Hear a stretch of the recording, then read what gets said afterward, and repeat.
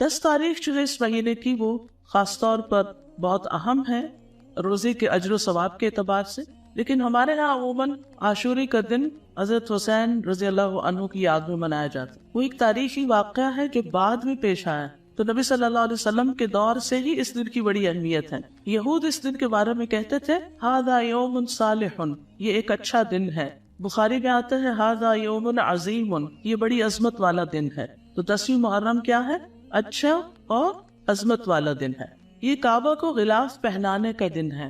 حضرت عائشہ سے روایت ہے، کہتی ہے کہ لوگ رمضان کے روزے فرض ہونے سے پہلے عاشورہ کا روزہ رکھا کرتے تھے اور اس روز کعبہ کو غلاف پہنایا جاتا تھا۔ یہ یہود کی عید کا بھی دن ہے۔ ابو موسیٰ سے روایت ہے، انہوں نے فرمایا یہودی عاشورہ کے دن کو بطور جشن مناتے تھے۔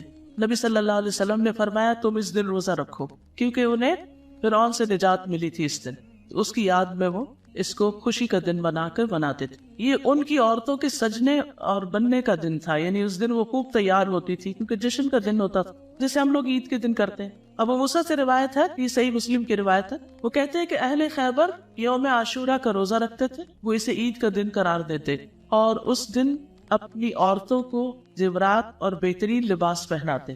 تو رسول اللہ صلی اللہ علیہ وسلم نے فرمایا تم بھی اس دن روزہ رکھا کرو، یعنی وہ لوگ عید مناتے ہیں تو تم کیا کرو؟ روزہ رکھو۔ اللہ کے رسول صلی اللہ علیہ وسلم نے اس کے بارے میں فرمایا یقیناً عاشورہ اللہ کے دنوں میں سے ایک دن ہے، یعنی خاص دنوں میں سے، تو جو چاہے اس دن روزہ رکھے، جو چاہے چھوڑ دے، یعنی نفلی روزہ ہوگا، فرض نہیں ہے۔ رمضان کے روزے فرض ہونے سے پہلے یہ فرض تھا۔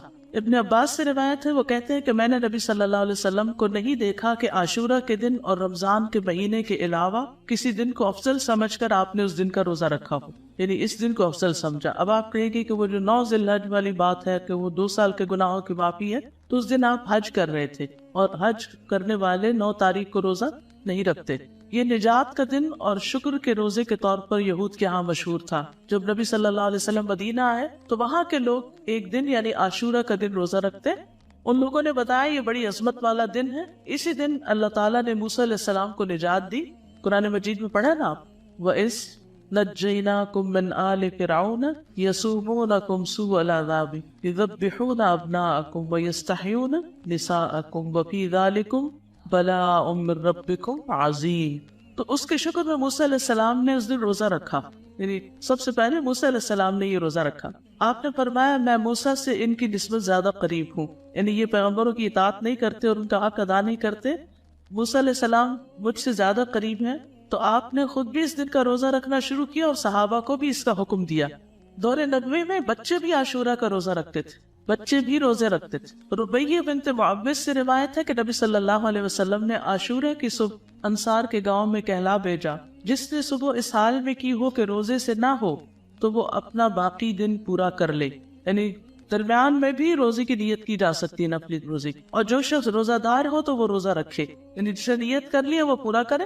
ربیہ کہتے ہیں کہ اس کے بعد ہم لوگ خود بھی روزہ رکھتے اور اپنے بچوں سے بھی رکھواتے۔